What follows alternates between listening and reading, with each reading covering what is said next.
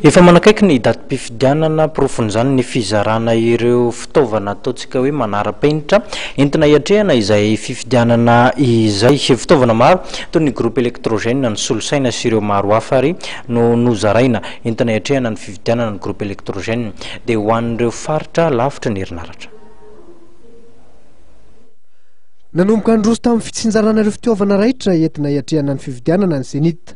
Isan'ireo fitaovana tehirizina ao amin'ny hifoben'ny Cenit etsy alarobitokoa ohatra ny groupe électrogène misy 250 avy amin'ny pneude natokana ho an'ireo faritra lavitra tsy misy herinaratra, ny serveur misy 450 amin'ireo 720 atokana ho an'ny district avy amin'ny pneude ihany koa.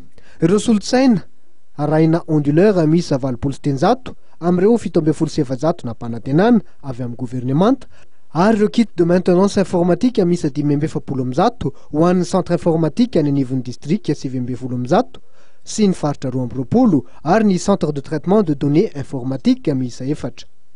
Efa miditra amin'ny dingana farany amin'ny fananganana ny lisam-pifidianana amin'izao fotoana izao ny Cenit. Eo am-panatanterahana ny fivorimbeny ihany koa ity androm-panjakana amin'ny sahanan'ny fifidianana ity etsy amin'ny CCI Vato.